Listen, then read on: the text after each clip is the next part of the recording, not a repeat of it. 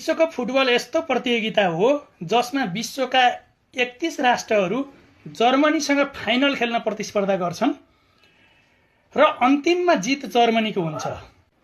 Portugal, Brazil र Argentina एउटा खेलाडीको भरमा टिकेका छन्। एउटा खेलाडीले कति थेग्न सक्छ विश्वकप हामीले चर्चा गर्छौं। हुटिट्याउले आकाश थाम्छु भन्ने गर्छ तर सक्दैन, त्यो काल्पनिक कुरा हो। त्यसकारण अहिले हामीसँग टिम छ, हामी टिममा विश्वास गर्छौं। एउटा विद्यार्थीले डिस्टिङसन ल्याउँछु भन्ने थाहा हुन्छ तर परीक्षा भन्दा पहिल्यै उसलाई सर्टिफिकेट दिन मिल्दैन, त्यसको लागि उसले केही समय कुर्न पर्ने हुन्छ। अब जर्मनी पनि त्यस्तै अवस्थामा छ। त्यसकारण हामीले अब केही दिन कुर्नु छ, 25-26 दिन हामी प्रतीक्षा गरौँ। कप उचाल्ने जर्मनी नै हो।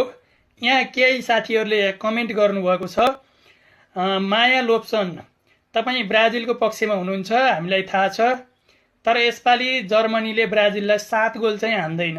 हामी 3-4 गोल भन्दा बढी नहान्नको निम्ति एकदम माया गरिरहेका छौँ। जर्मनीको टिमलाई हामीले यहाँबाट इमेलमा आज मात्रै इमेल गरेका छौँ। सम्भवतः हाम्रो इमेलको रेस्पोन्स हुनेछ।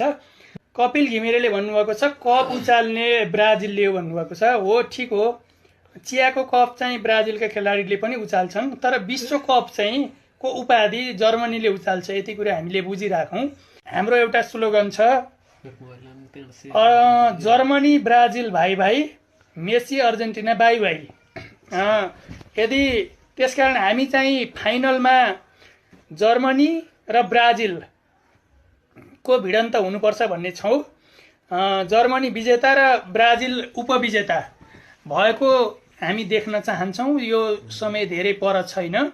यत्रो दिन त्यता अर्जेन्टिनाको पक्षमा रहेर यता फर्काउनु भन्दा अहिले नै जर्मनीको समर्थन गर्दा राम्रो हुन्छ, किनकि बढी नै पीडा हुन सक्छ, धेरै नै गोल हान्ला भन्ने अपेक्षा गरेको टिमले हार्दाखेरि। अघिल्लो पटक ब्राजिललाई 7 गोल हान्दा नेपालका फ्यानहरू 4 दिनसम्म सुतेका थिएनन्। हामीले त्यस्तो परिस्थिति अर्जेन्टिनाको नआओस्, उहाँहरूको समर्थकहरूको नआओस् भन्ने अनुरोध गर्न चाहन्छौँ।